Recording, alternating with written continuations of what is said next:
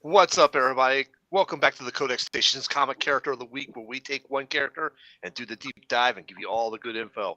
I'm your host, Sal the Slab Guy. As always, joining me are my usual partners in crime, but a little change up tonight. Down below is Dan the Man Kelly, and over to the right of me is J-Dub himself. Now, let's talk about where you can find people. Down below, Dan Kelly, tell everybody where they can find you.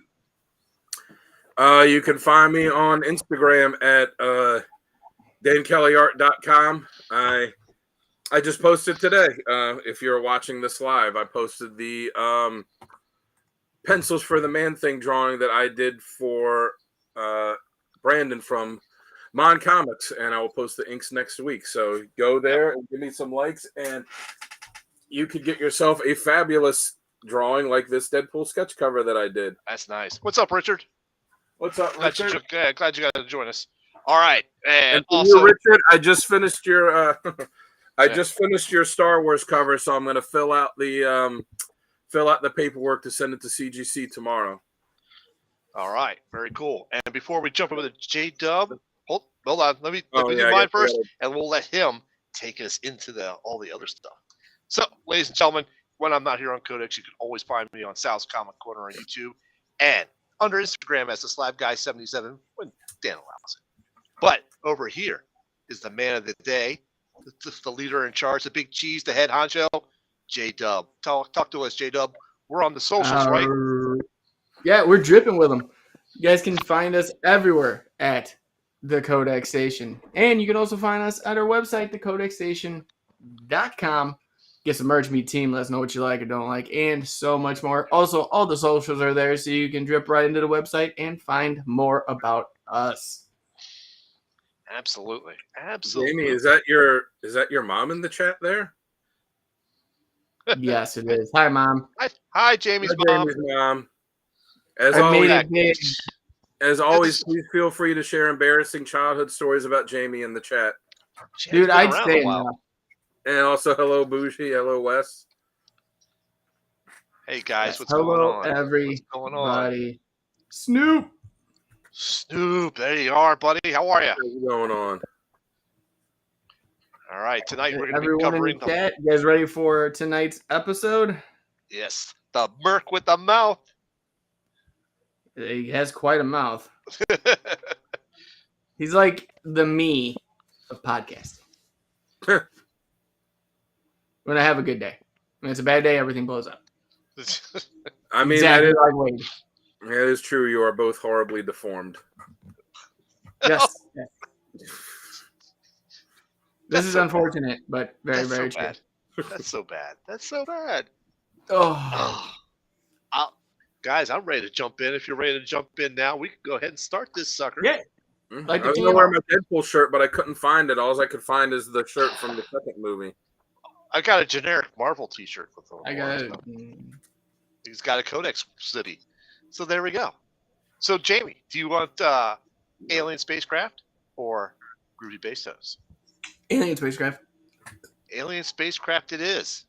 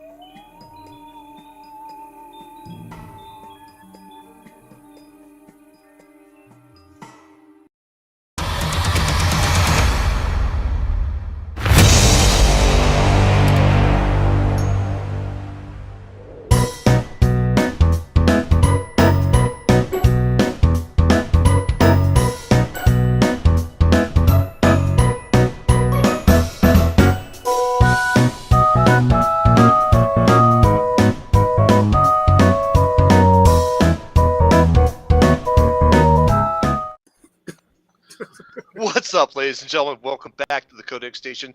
This is Comic Character of the Week, where we take one character, give you the deep dive on that character, the badass moments, the must-read stories, the top covers, and so much more. I am your host tonight, Sal the Slab Guy. Down below is Dan the Man Kelly. And, of course, to my camera right is the one and only J-Dub himself. How you guys doing tonight? Doing great. You can answer that at any time. I was letting Dan go. He was like, I gave him his moment. Okay, Moment's gone. That's all right. That's all right. That's all right.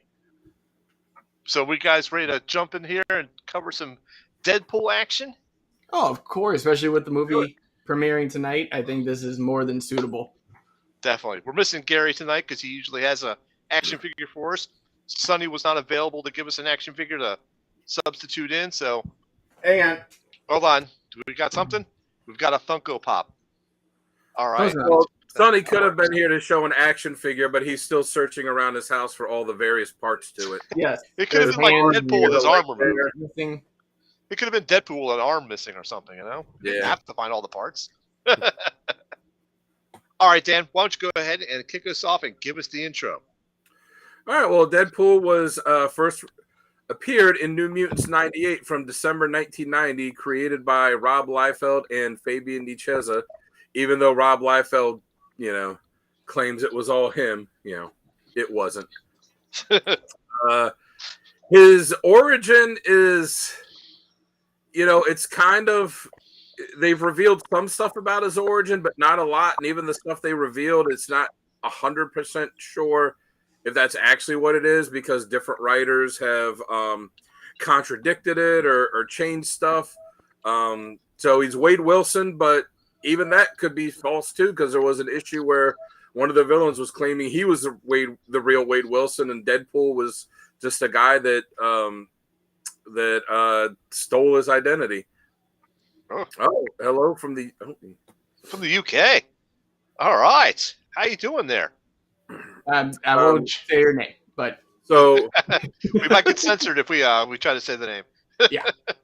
So what we do know of it that we believe is true is that he was a soldier's mercenary special forces. He joined the Weapon X program with the promise that they would help cure his cancer, and they gave him a healing factor based on Wolverine's, and it did, but it left him horribly disfigured because it essentially just put the cancer on the outside of his body. And as for powers, that's what he's got. He's got the healing factor to a ridiculous degree that essentially makes him immortal and makes him be able to regenerate from any and every wound, kind of depending on who the writer is. He's highly skilled in multiple martial arts. He's highly skilled in various uses of various weapons, guns, katanas, all that. And he's and he knows that he is a fictional character, which he constantly uses to break the fourth wall as well. Okay. All right. Very good. So, first off, hey, all right. Thank you very much. Yeah, glad you could join us. There's a lot for you. Yeah, there's a ton of stuff. Not only do we have a comic character week, which happens every Thursday, we got Comics Unleashed that happens every Saturday night.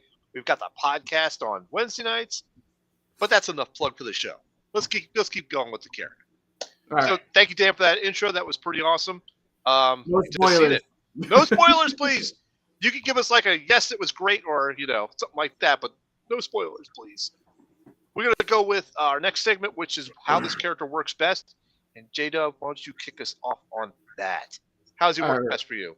I think he works the best as just a comedic killing machine. That's it. Like, I don't need him in space. I don't need him on a team. I don't need him fighting Galactus. I need him just going around killing people for money and making jokes as he does it. Like, that's Deadpool without all the flavor behind it, because obviously after the first movie, it just blew up. Yep. And they were trying to put him in every single thing they could find to put him in.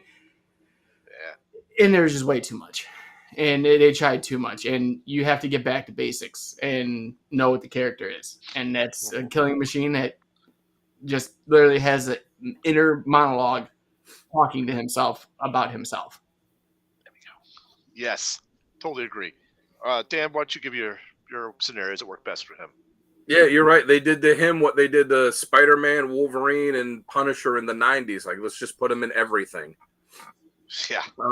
Yeah, I like him best, kind of along the same lines. I like him best when he's an unhinged assassin. I don't need him to be a hero. He does, I don't want to see him on the event. He definitely doesn't belong on the Avengers, but just an unhinged assassin. And well, that is good to know. Yep. Going to see it tomorrow, Okay. so thank you. All right, very cool. Thank you. And while I don't necessarily like him on a team like X-Force, and like I said, definitely not Avengers. That's just meh. I like him when he is doing team ups with like single characters. Those when he has one person to play off, like Spider-Man, Wolverine, or someone, it's good. It's when it's in a big group that it's too much. Kind of agree. I have to agree with that. All right, so I'm going to echo what you guys said. When he's unhinged, a killing machine, I do like that. Going for he's basically the Merc with the mouth, and that's what he works best in when he's mouthing off and killing people for money. And I like him better when it's the inner monologue. Oh, he's Slade Wilson. Yeah, I like him best when he's inner monologue, but I'll go. I don't want to digress into what I don't like just yet because we've got a segment for that. But yeah, when he's an unhinged killing machine, killing for money, and he's got that inner dialogue going 100 miles an hour, that's what I think works best with him. All right, so let's go ahead and jump to badass moments. That would be next. But definitely joke telling. Yep, absolutely. Dan, do you want to go ahead and give me your 3 badass moments? Yeah. Please. Deadpool, number 26. He kills Hitler. Yep. I mean, anytime somebody murders Hitler, good to go. Don't need don't feel like that needs a whole. Him and Cap should be best friends. Yeah. Deadpool, Merc with a mouth, number 5.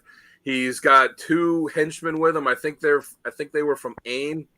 And he said something about he made some Star Wars comment, and the guy, one of them, says something that's like, I actually like the prequels more than I like the original ones. The special effects were better. And Deadpool just shoots him in the head. And then the other guy is like, tell me the prequels sucked. And the guy's like, the prequels suck. I thought that was pretty good because the prequels did suck. Yeah, they did. Along the same lines, and I forget what I forget what the book is, and I forgot to look it up. But there was an issue where he was waiting in line for a Harry Potter book, and the guy drove by and screamed, "Dumbledore dies!" And Deadpool was like, "No, you son of a bitch!" And then went and put the guy down.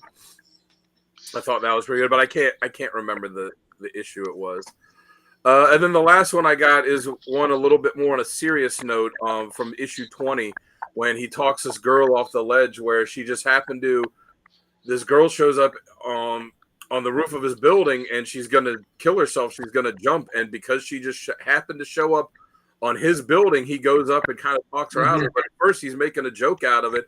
And he's saying, oh, you want to jump off the building for Parker Industries? It's right down there. We'll make a much better splat. And she's like, are you making a joke of this? And he just talks with her and gets her to come down. And then goes out on this, spree of violence around the town that he brings her on. She's like, did we just steal this motorcycle? He's like, yeah, whatever. Who cares? Yeah. And then he takes her to the hospital, and she's like, you said you would let me go. He's like, I am. I'm letting you go to here. He's like, look, I'm not smart, but I'm smart enough to know that I'm not the guy that can help you with this, that you need real help. Yeah. So I thought that was a pretty cool moment. One of the times when it shows that there is somewhat of a heart to the Night character. And thank you. Yes, thank you very much. Thank you. So those are my 3 moments. All right, I will go next on this one, and actually, Dan, that one where he talks this girl off the ledge from committing suicide was one of mine. So I will sub it in with one of the other ones I had as a spare. So for Merc with the Mouth number 2, he actually gets his arm chopped off, and he starts beating his enemies with it, throwing at him. That's awesome. The other one was in Thunderbolts Red. This is where the Red Hulk forms the new Thunderbolts team, and and Ross is going around recruiting all the members. He gets to Deadpool. I think he's in France, and he's talking to him to join the team while he's killing mimes in the city. So that's just classic Deadpool for me. Can we also mention the ridiculousness of that series where he essentially recruited team members based on the colors of the costumes they wore? Yep. Also in that series, Deadpool didn't like to drive or travel in the car for more than an hour or whatever, so he would have Punisher shoot him in the head. So he would be technically dead till they get to where they're going, and then he would come back to life on that. It's like what they used to do on the A-Team with B.A. Baracus, where he didn't like to fly, so they would give him the milk that was laced with something that would knock him out during the flight. Absolutely. That's exactly what it was. All right, so for my substitute one, I thought this was pretty cool. Deadpool Team Up number 885. He gets an anvil dropped on him in classic Looney Tune fashion.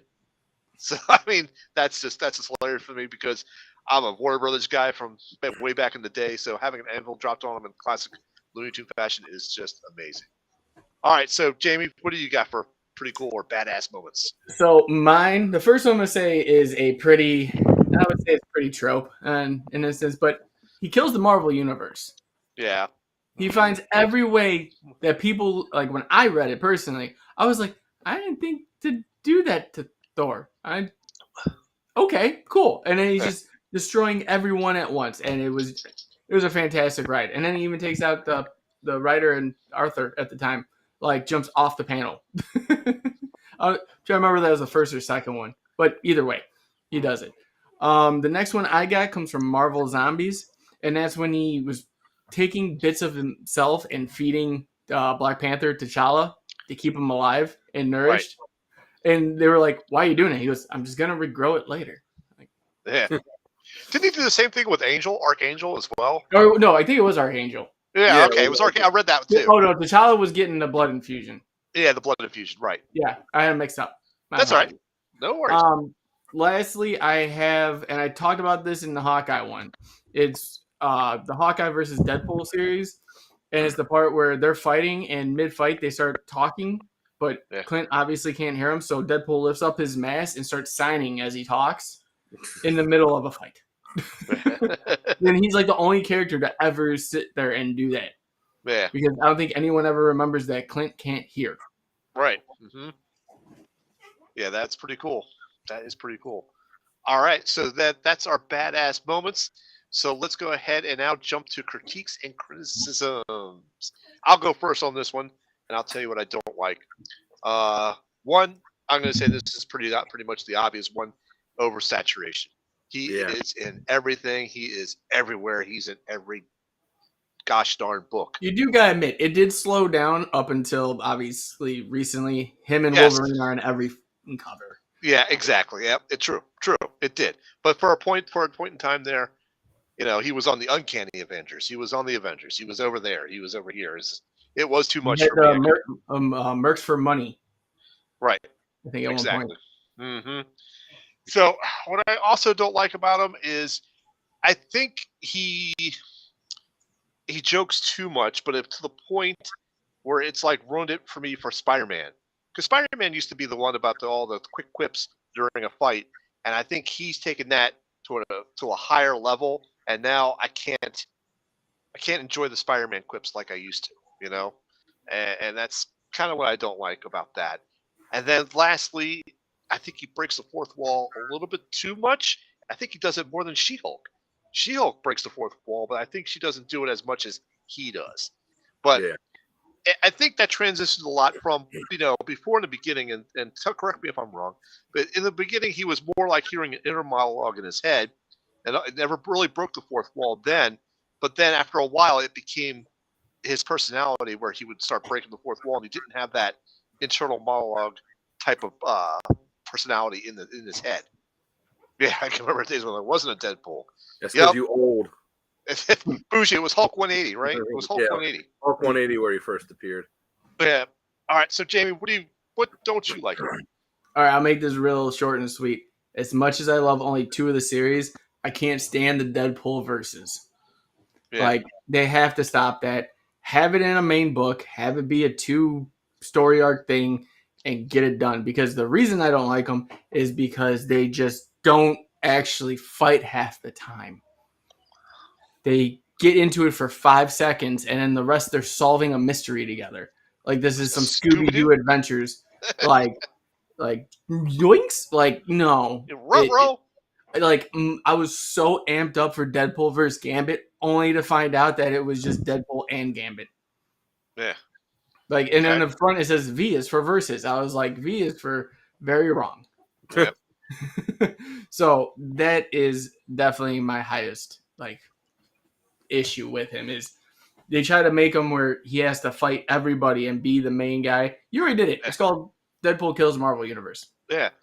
I think they're trying to ride the coattails of that story because it was so successful. Mm-hmm. It had such a high sales value. I think they were just trying to ride that. No, I think it was the success of him versus Carnage.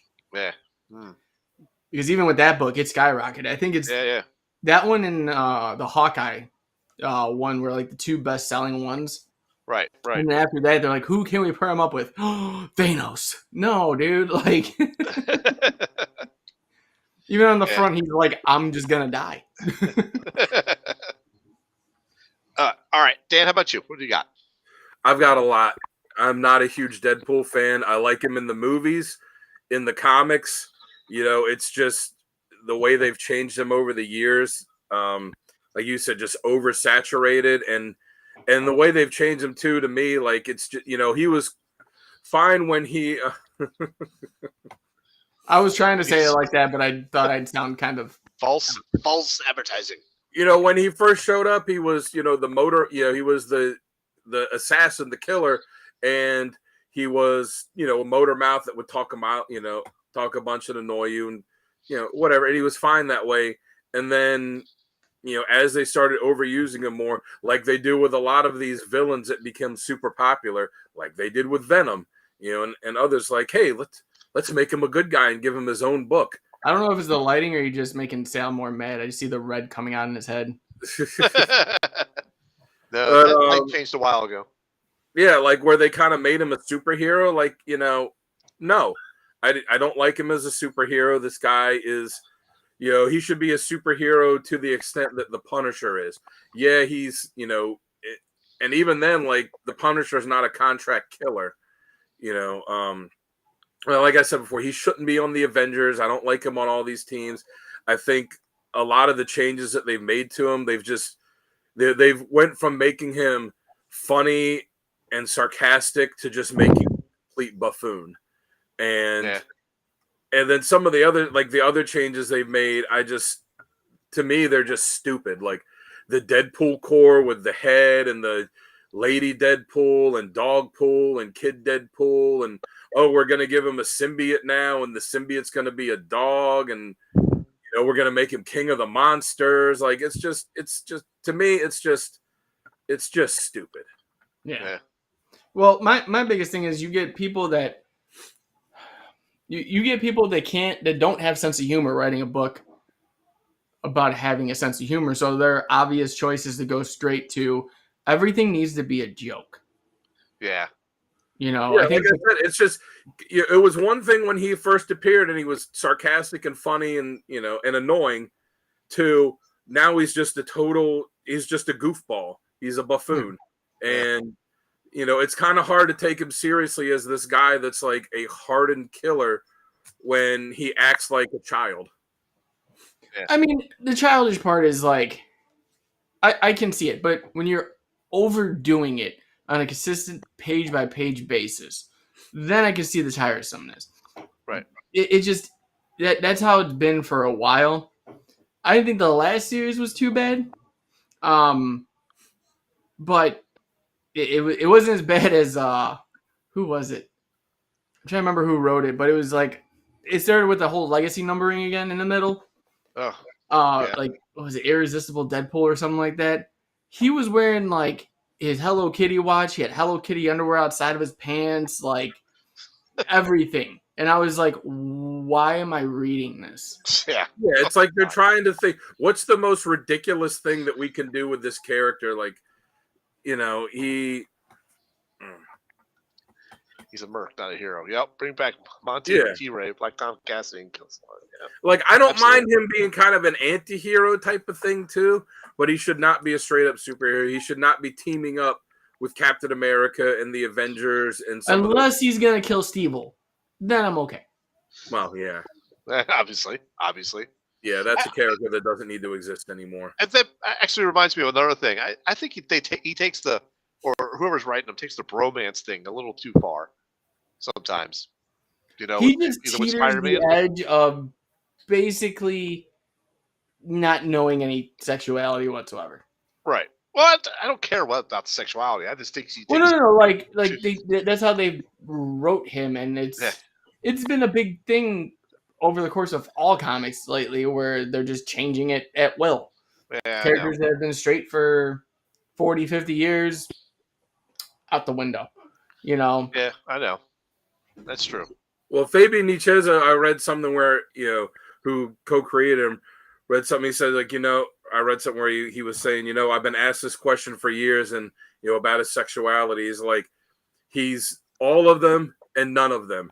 He's whatever his brain tells him he is in that moment, and the next moment it's gone and it's something else. So essentially, like, it's just a way of saying, like, it's whatever the writer wants him to be at that moment in time. Yeah, I agree with that. I just feel like this character, like, based on seeing like movies and the perception, and you're absolutely right, Snoop. Yeah. That I still read it. I still enjoyed the 5-issue miniseries. Yeah, it was 5. It was a 5. 5 or 6. No, it was 6 because they were 6. All of them were 6. Right, it was 6. Right, because it was Sandman, him, and Flash. Right. But like, I didn't agree with it. I read it. I still enjoyed it. Like, I'm not taking away from it, but just to do that, you got kids and you had a wife forever, But back to what I was saying with him, it just comes down to, like, you see him in the movies and you see him portrayed by Ryan Reynolds, which, by the way, I can't read a Deadpool comic anymore without hearing him. Yeah, I hear his voice too. That's very true. And it's kind of like the Kevin Conroy and Mark Hamill thing we talked about a while ago. Yep. But you see these movies and how, like, even though he's joking, he's still a badass. Like, he's still a merc. Yeah. We don't get that anymore. They're just trying to take the movie and amplify it by 30 because I think that's what the audience wants, and that's not what they want. Yeah. Yep. Which mini were you referring to, Snoop? I think he's talking about the Alan Scott one. Yeah. Oh, the Alan Scott one. Okay. Green Lantern.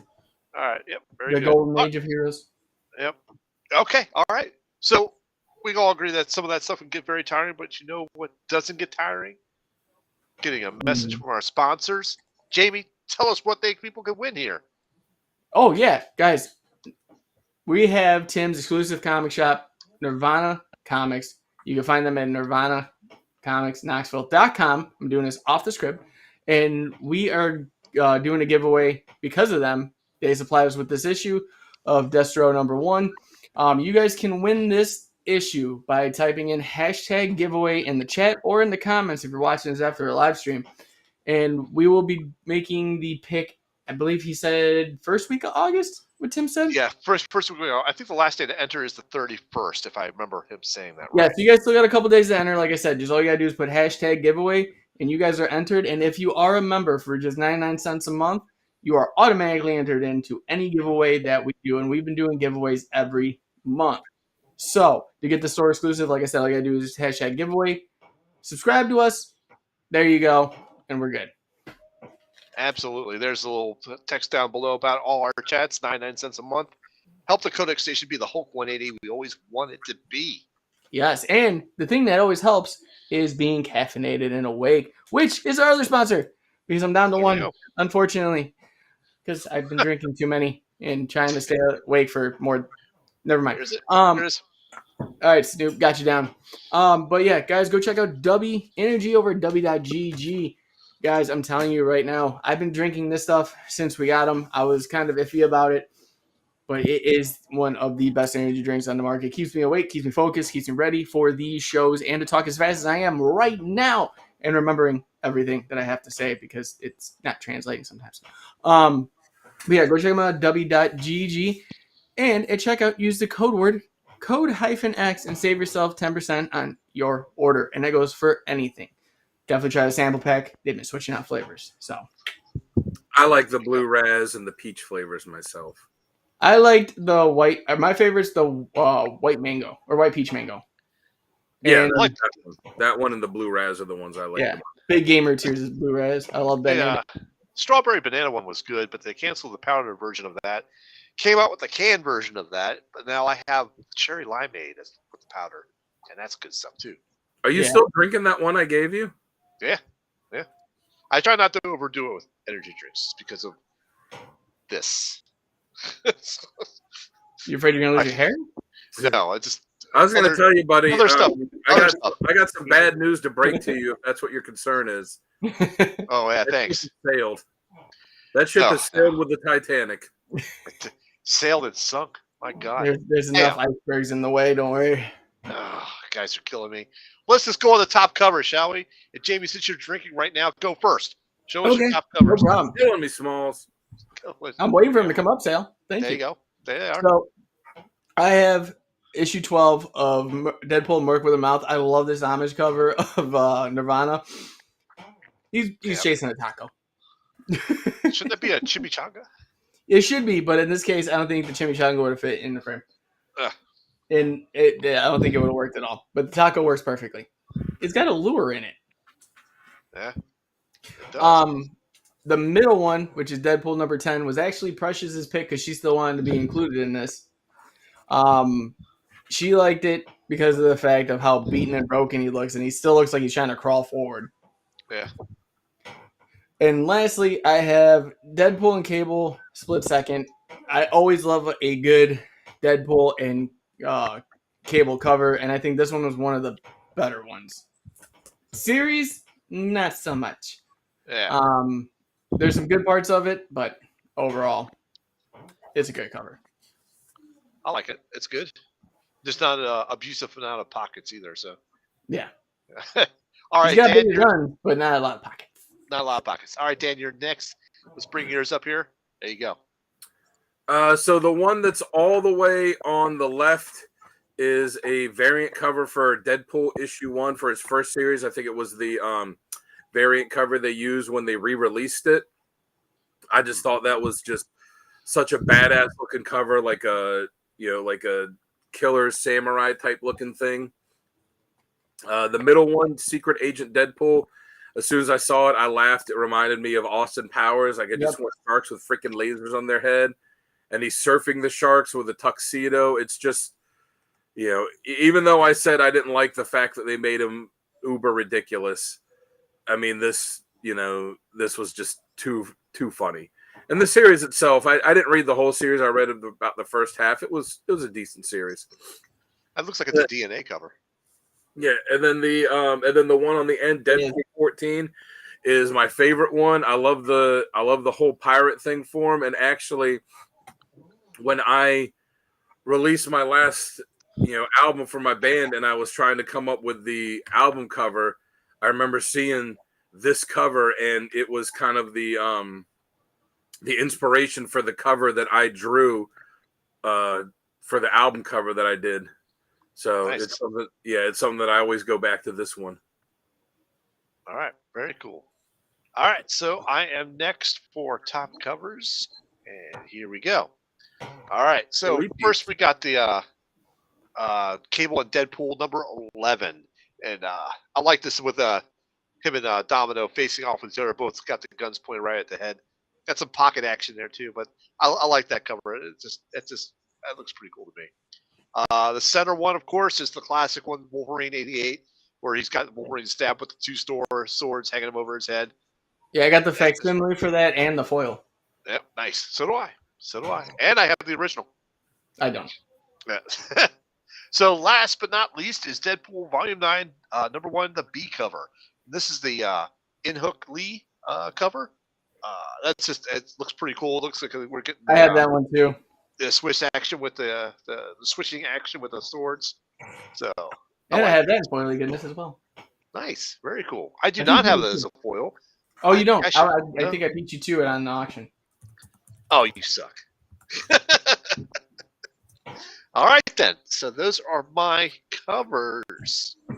So I now I just realized I should have added this one in the Deadpool cookbook. Cooking with Deadpool. Jeez. That my wife got me for Christmas one year. I've not made anything out of it, but I find it amusing to own it. Very cool. I just realized, like, that counts as a cover. I should have used that. You could have. I'll have to remember that in a year or two when we do the revisit. Well, real fast, because now I'm thinking about this for a moment. All right. Couldn't Deadpool teleport? Or am I losing? Teleport. Oh, well, he doesn't have the ability to teleport. At one point, he had a thing in his suit that would let him teleport the way that Cable did, where it's not actually a power he had. It's just he was just bamfed into something else. That's what I was thinking. Yeah, it's something that he had for a while, but I don't think he's had it for a while. It wasn't long lived. It didn't live long. But put it that way, it didn't last long. But I just remember him going poof, poof, poof, and I was like, when can he teleport? he used to have a teleporter built into the suit, but they stopped doing that a long time ago. Okay. All right. So next up is our recommended readings, and I'll let Dan go first on this one. So Dan, there you go. All right. Well, I've got start off with the Circle Chase. That was the 4-issue miniseries. That was his first solo series. Introduced a couple new characters to it. This is where he kind of took the turn from being a straight up assassin to kind of being an anti-hero. The story is the guy Tulliver, who is the guy that a guy that handed out jobs to Mercs, dies, and he leaves something in his will that says whoever finds it will have the world's most powerful weapon. And a lot of people think Deadpool knows something about it, so they're all coming after him. But it was just a cool story to see him on his own for the first time. Cable and Deadpool, If Looks Could Kill. That's the first 5 issues of the Cable and Deadpool series. And it shows Deadpool essentially kind of joining this cult, and then Cable fighting against it, and him getting out of the cult. But it brings the two of them into conflict, and then they end up getting tied together in a way that forces them to be together for the remainder of the series. And it was, it's a good interaction between the two of them. Then the last one I have is, I know Jamie said he's tired of the series, but the Deadpool versus Punisher. That was another letdown for me. See, I liked it because I liked at the end of each issue, it just involved Punisher shooting Deadpool in the head, and then would say round 1 goes to Punisher. Issue 2, it ends, Punisher shoots him in the head. Round 2 goes to Punisher, and then it was just a fun shoot 'em up miniseries. Okay. All right. So, Jamie, let's see your recommended readings. There you are. Okay, so I had Merc with a Mouth. This was actually the first series I ever bought of Deadpool, and I don't know what happened to it. So, I don't know if someone took it, if it was misplaced when I moved, but I had every issue. And I'm very upset because that first lady Deadpool goes for a lot of money now. But I like the series. I thought the humor in it was great. Obviously, Dan's already talked about it with the 2 AIM agents that were part of it, and him shooting one in the head, being like, "Say the prequels are good." And then basically losing his arm, beating people with it. There was just so much going on. Him carrying around a head, just talking to him the entire time. It was I laughed the entire time. That was the first time I actually laughed in a comic. Next up is one I have that's underrated. That's Deadpool Back in Black. I don't know if you guys ever heard this one. But I have, but I don't think I read that one yet. Okay, I've heard of it, but I haven't read it.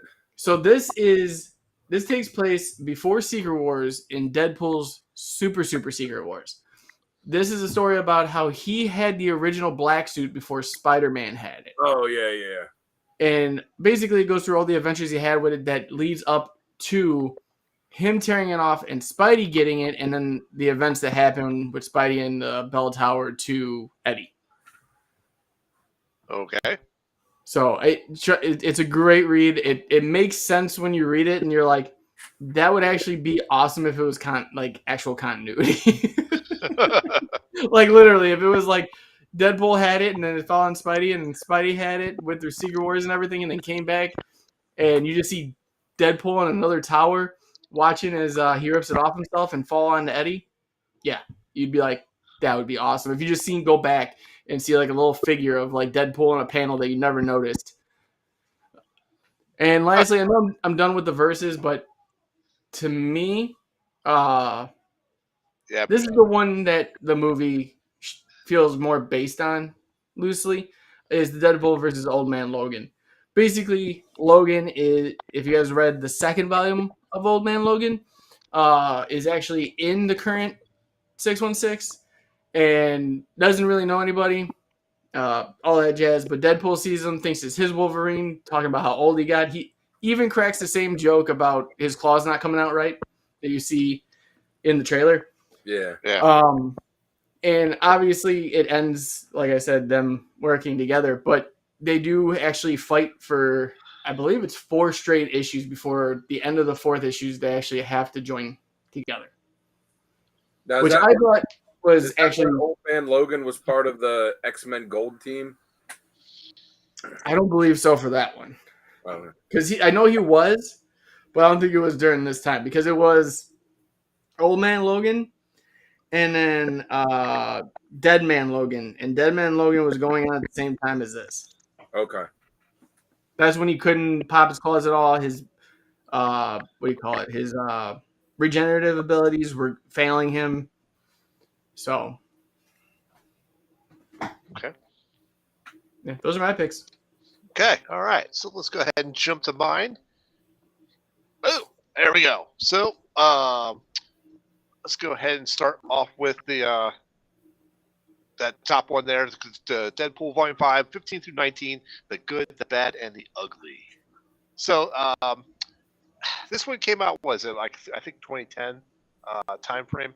But in this series, he actually recruits help from Wolverine and Captain America to deal with like a North Korean scientist that it's been using Deadpool's DNA to create mutant hybrids or a version of the Weapons Plus program. So he's pulled them in because they're both part of the Weapon X or Weapon 1 type of storyline. So they came in and helped them out. But this was a pretty good story. It was I don't know who wrote this. I thought there it is. Brian Polson, and artist was Declan Shavley. Declan Shelby. Yeah, that's it.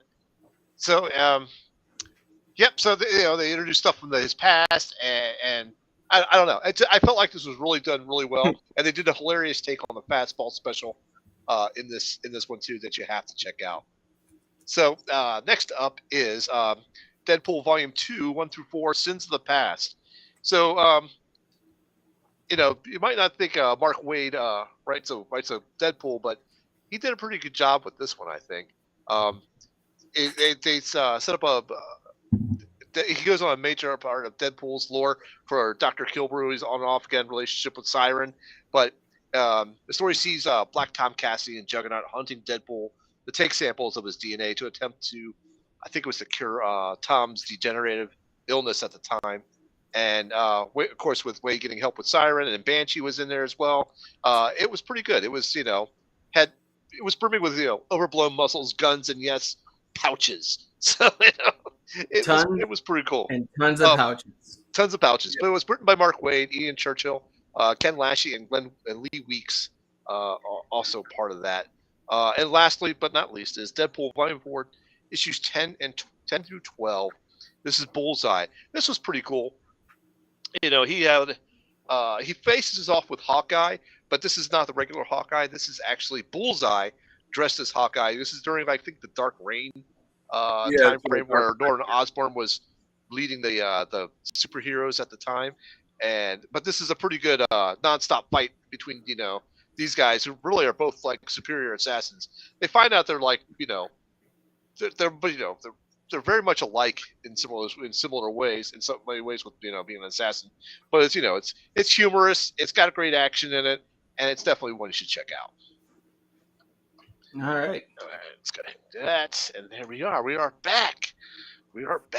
All right. So next up, we got Best Writer and Best Artist. And Jamie, why don't you go ahead and kick us off for that? Who do you like best? So for my writer, I'm going to say a name that you already said. I'm going with Declan Shelby.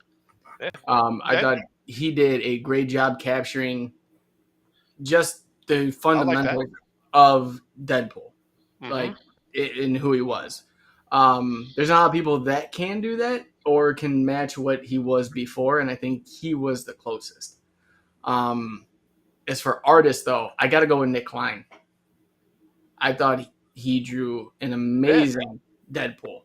Right. Like, it just, I think even, what do you call it? Ryan Reynolds was doing an interview and said that was the closest he's seen to the suit, or the picture to the suit, right, they can get. So I believe that was off of Nick Klein. Okay, very cool. All right, Dan, why don't you go ahead and tell us who you got next? All right, for writer, I'm gonna go with the guy that co-created him, Fabian Nicieza. Wrote him in New Mutants of the X-Force, wrote his original miniseries, wrote the Cable and Deadpool series, has come back. Bougie partially agrees with me. Has come back to write the character multiple times. I think he's the one that gets that good balance of having him where he'll have the bit of humor and the sarcasm without going overboard into making it ridiculous. And for artists, I'm going to go with Joe Madura, who drew the first Deadpool miniseries, The Circle Chase. Mm-hmm. Though I really liked Ed McGuinness. I didn't like Ed McGuinness's stuff when he was the artist when the first ongoing Deadpool series started. But I liked the way he drew him when they did the Spider-Man Deadpool series. But yeah, that was a good series. But considering that it was like one that I really liked and one I didn't like, is what dropped him out and had me had me put Joe Madura in there. Ooh. Yeah. All right, very good. So to echo you, Dan, I went with best writer as Fabian as well. Fabian Nicieza. I liked his writing the best out of all what I've read with Deadpool. For artist, I actually liked Ed McGuinness' stuff, so I'm going to go with Ed McGuinness on that one. There you go. Bougie agrees with me. No, I like his stuff when he did the Spider-Man Deadpool series. I just didn't like it as much when he did the ongoing Deadpool series. But that was also, early in McGuinness's career too. So his style got better as years went along. That's true. That's true. All right, that actually takes care of all our segments. But let's add a little bit more to this. Tell us, what do you think about the movie coming out? How do you think it's going to play out? Like, not like story plot wise, but ramifications on the comic universe as opposed to the MCU universe. Ramifications on the comic universe? Yeah. Like I'm saying, do you think they're going to pull stuff from the movie and all of a sudden it's going to start showing up in the comics 6 months? Well, not in my mind, because of the fact that I think he's going to take out, basically by accident, all the links that were originally Marvel that aren't MCU. All the Fox characters.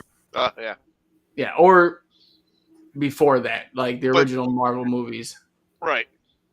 But do you think they're going to pull a lot of the stuff from the movie into the comics? Yeah, Or do you think it's going to be the other way around? I think it's going to be the other way around. You think they pulled so much into the comics into the movie? I think with Ryan Reynolds and how he is with that character, I don't think you can not have the knowledge behind it. That's also true. Dan, what do you think? It's hard to say without seeing the movie yet, but I know, but it's just your. I'll be honest. I had one part spoiled for me. Don't say it for a cameo, and I gotta say, I am shocked and disappointed at the same time.